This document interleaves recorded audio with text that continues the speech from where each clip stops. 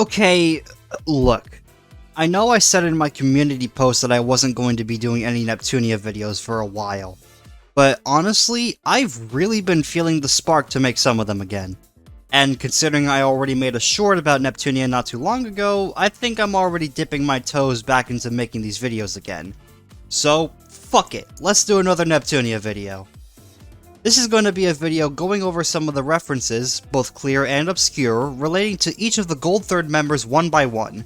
Well, except for S-Sha, but she's never officially classified as a member of the Gold Third, so I'm excluding her. This video will include references in the characters' dialogues, designs, and even their equipment like their weapons or their accessories.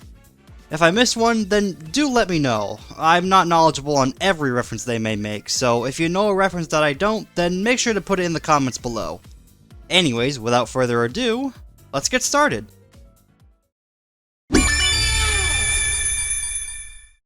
Who better to start with than the Gold Third of the first story in the second arc, B-Sha, the literal golden girl of the group.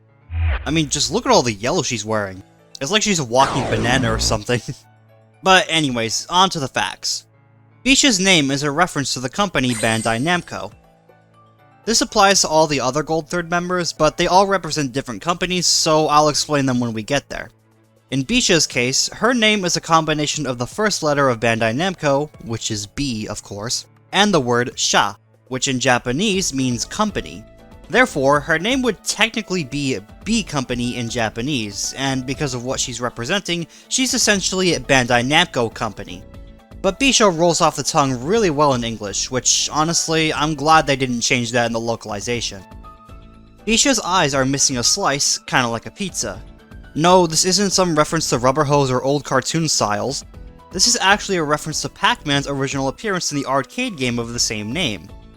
In case you didn't know, Pac-Man's design was partially based on a pizza missing a slice during designer Toru Iwatani's lunch break back in the 80s.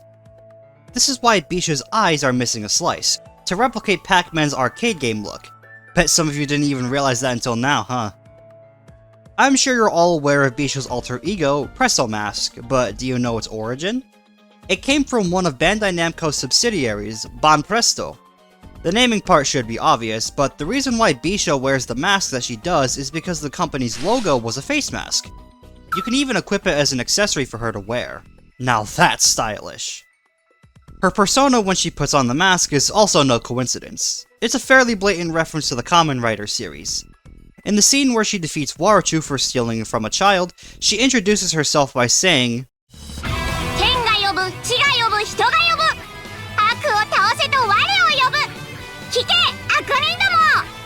This is a reference to Shigeru Joe, or Kamen Rider Stronger, whose catchphrase is very similar to what B-Sha says.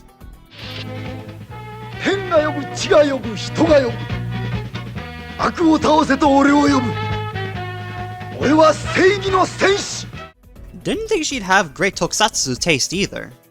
Those of you playing with the English voices might have heard B-Sha say this turn start line before. Up, up, down, down.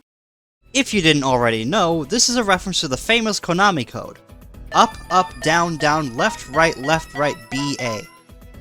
This is the last reference I'm 100% aware of for B-Sha. But one of her accessories is the dotted fruits accessory. This is another reference to Pac-Man. More specifically, the bonus fruits that you can eat after you eat a certain number of dots in the level. The two fruits in this accessory are the strawberry fruit and the melon fruit respectively. I know that wasn't a whole lot of references for B-Sha, but I'm honestly not the most knowledgeable on Bandai Namco and their games, so feel free to tell me anything you know of in the comments. But with that said, let's move on to the next Gold Third.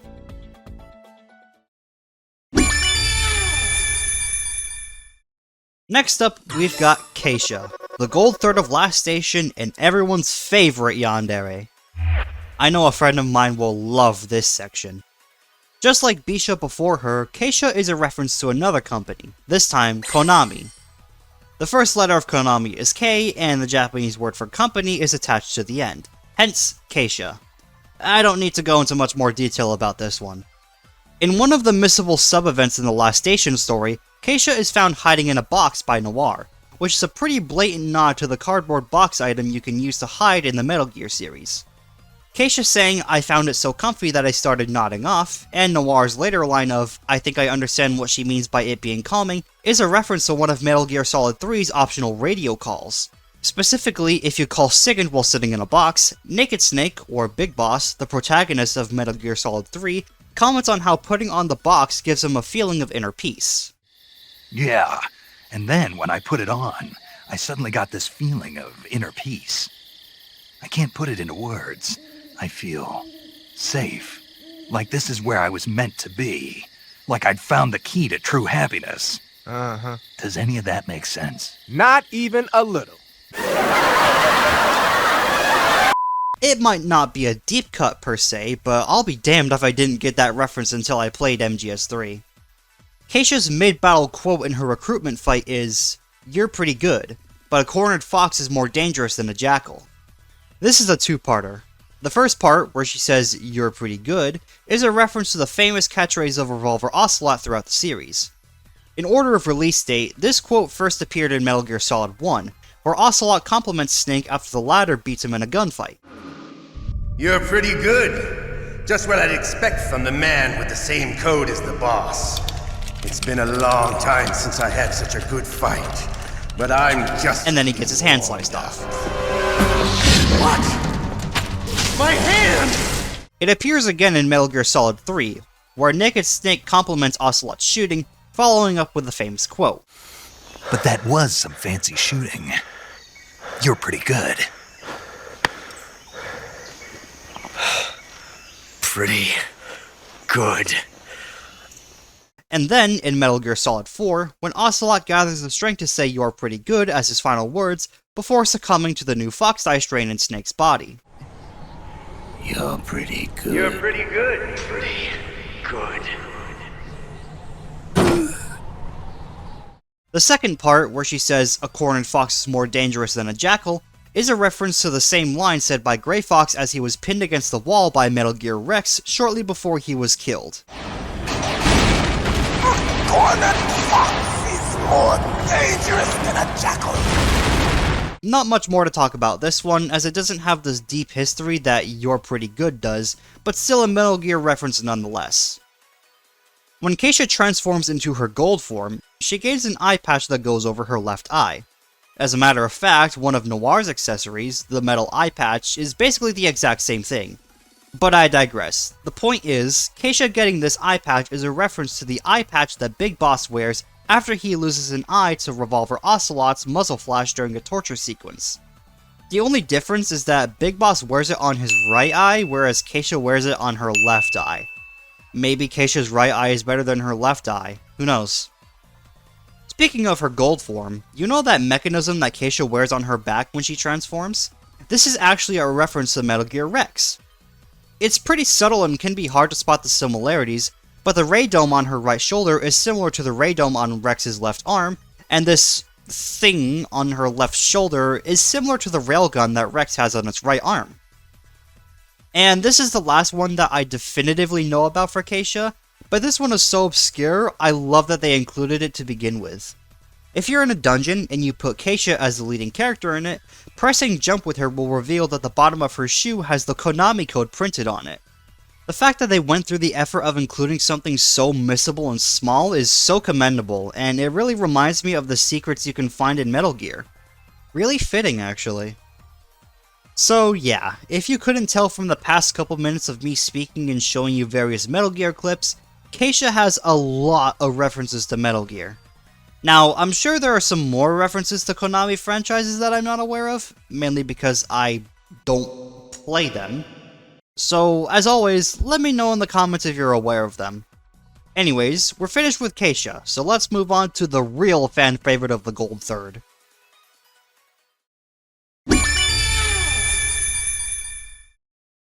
C-Sha, the Gold Third of Lowee and everyone's favorite of the four. For pure and proper reasons, I'm sure.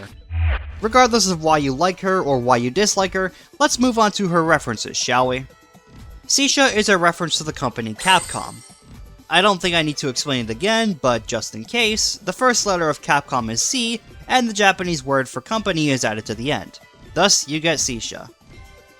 C-Sha's clothing is partially based on Jill Valentine's design from the first Resident Evil game released in 1996. There, Jill sported an outfit reminiscent of a police officer, which was also featured in the GameCube remake in 2002, as well as Marvel vs. Capcom 2 in 2000. C-Sha's attire takes direct inspiration from that design, as evidenced by the blue suit and beret, but the rest of the design is pretty much an original creation. One of C-Sha's SP attacks, named C-Buster, is a direct reference to the Mega Man franchise. The lead character, Mega Man, or Rockman in Japanese, is a robot who possesses an arm cannon, which is aptly named the Mega Buster. Of course, C-Sha, being a personification of Capcom, parodies this by using it as an attack. The slide that she performs in C-Buster is also a reference to the slide maneuver you can pull off as Mega Man, and just as a cherry on top, the small light ball she turns into and leaves the screen in is a reference to Mega Man doing the exact same thing whenever he enters a stage or clears a stage. The other SP attack C-Sha uses, Giant Sword Dance, is a reference to the Monster Hunter series. Now, I'm not exactly sure if the weapon that C-Sha uses in this attack is based on an actual weapon from the Monster Hunter series. I just know that the weapon she uses takes on a similar aesthetic to the ones seen in the Monster Hunter series. Speaking of attacks, let's talk about more than just one at a time. As a whole, C-Sha's fighting style and her combo attacks is reminiscent of the Street Fighter series, specifically characters like Chun-Li and Ryu. Ryu's inspiration is through both her battle idle animation, which is essentially Ryu's idle animation in the Street Fighter series, as well as two of her attacks being a not-so-subtle reference to the famous Shoryuken. Chun-Li's inspiration is also quite evident, as a lot of C-Sha's attacks, including in her EXE Drive super combo, involve fast and powerful kicks. The kicks seen in Super Combo are based on Chun-Li's Hyakuretsu Kyaku, or Lightning Legs input move, and Hoyoku-sen Super Art 2 from Third Strike. The final part of her non-gold form EXE Drive also seems to be a reference to Kikosho, Chun-Li's first Super Art in Third Strike. And lastly, the weapons that C-Sha uses, most of which consist of gauntlets with an orb in the center, are a reference to the Onimusha series, where the protagonists of the games can absorb souls into their orb on their gauntlet to, I don't know, increase their power? I don't play Onimusha, so correct me in the comments if I'm wrong. Needless to say, C-Sha pulls from quite a few Capcom franchises. More franchises than B-Sha and K-Sha pulled from with their companies, which I really like. More references like these really make up what's so charming about the idea of Neptunia being a parody of the gaming world, in my opinion. But enough about that, we've got one more member to go through, and the one who is the least interested in everything around her.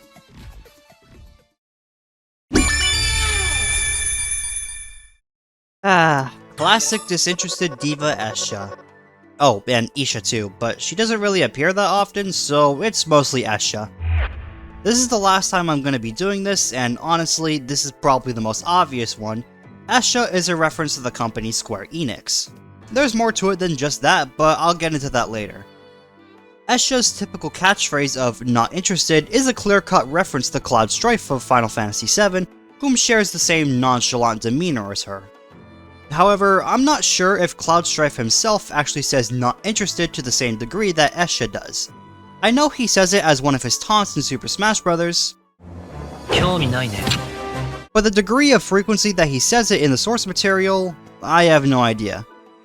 On the topic of Cloud Strife, S-Sha's EXE Drive Omnislice version S is a very not subtle reference to the famous limit break attack Omni/Cloud Strife uses in the Final Fantasy series.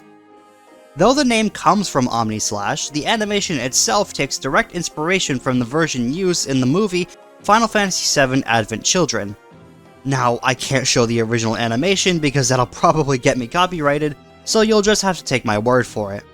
But in the movie, Cloud Strife uses Omni/ version 5, which is basically the exact same attack that S-Sha uses, where he splits his sword into several different swords and uses each of them to attack Sephiroth, much like how S-Sha does in V2. Speaking of Omnislice version S, when you use the attack in S-Sha's gold form, it changes to a different variant where, instead of splitting her sword into multiple others, she instead snaps her fingers and summons a giant meteor that then explodes and deals massive damage to the enemy. This is a direct reference to the recurring meteor spell in the Final Fantasy franchise.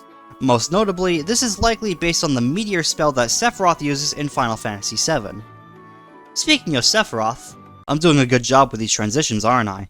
There are two references that I want to mention relating to Sephiroth. The first is a line of dialogue that S-Sha speaks whenever her turn starts. You might have heard it before, but when her turn starts, she'll occasionally say this. I will never be a memory. This quote is directly taken from Sephiroth, who says this exact same line in Advent Children, and it's by far one of his most iconic quotes. 私は思い出にはならないさ. The other reference is related to her gold form's appearance. When S-Sha enters her gold form, she dons a wing that sits behind her back in addition to the shield and crown that she gains from transforming. In case it wasn't clear, this single wing is a reference to Sephiroth once more, this time referencing how he possesses a single wing, and his main song is officially titled One Winged Angel. Onto a reference relating to Isha. Whenever Isha takes control of the body that she and S-Sha share, her eyes turn green. The reason why her eyes turn green is because Enix, one of the companies that formed Square Enix alongside Squaresoft, had a logo that was entirely green in color. This is probably the reason why S-Sha's eyes are red as well. The Squaresoft logo had a red triangle in it, whilst the rest of the logo was simply black text. On that note though, perhaps the reference that people seem to miss the most in regards to S-Sha is her backstory. This'll be the longest reference, so bear with me here. Okay, so for those who don't remember, S-Sha's backstory went as such. Some time ago, presumably before V2, S-Sha was making a film and eventually became the victim of an accident. An accident that nearly took her life until Isha, whom S-Sha had considered a rival of hers, stepped in and offered to help. Eventually, Isha used a forbidden spell to transfer S-Sha's soul into her body, and thus they now share a body, hence why Isha sometimes takes control in cutscenes. Now, the backstory may seem dumb, which it kinda is, honestly, but the entire thing is a reference to the existence of Square Enix as a whole. To heavily simplify, Squaresoft and Enix were in talks of a merger since 2000, but because of the financial failure of Square's movie Final Fantasy The Spirits Within, they had to put the merge on hold. Square eventually made up for these losses with Final Fantasy X and Kingdom Hearts, and eventually the merge went through, forming what we now know as Square Enix. To be more precise, Enix was the surviving company, while Squaresoft was dissolved. Basically all of this is referenced in S-Sha's backstory, minus how they made up for the losses. The film that S-Sha was making is a reference to The Spirits Within. Isha transferring S-Sha's soul into her body is a reference to the merger taking place and how Enix was the surviving company.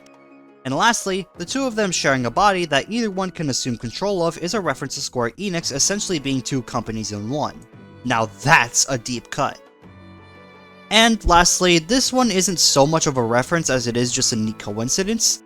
S-Sha's seiyuu, Maya Uchida, had previously voiced the character Estelle from Hyperdimension Noir, whom bears a very striking resemblance to Erdrick from the Dragon Quest series, another series published by Square Enix. Pretty neat, eh? And there you have it, folks. That's every reference I'm personally aware of for each Gold 3rd member. It was pretty fun researching this. I combed through quite a bit of material from V2 and through the respective franchises that I mentioned earlier in order to make connections with each reference, so hopefully you found this video engaging. Like I said before, I'm sure there are some references that I missed because I'm not aware of the connections, so if there is one that I didn't mention, then please tell me in the comments below. I'd love to know what I missed with each character. Other than that, I don't have much more to say in this video. Make sure you like and subscribe if you want to see more content like this from me, or just enjoy my video style in general. So, thanks for watching, and as always, I'll see you all in the next upload. Peace!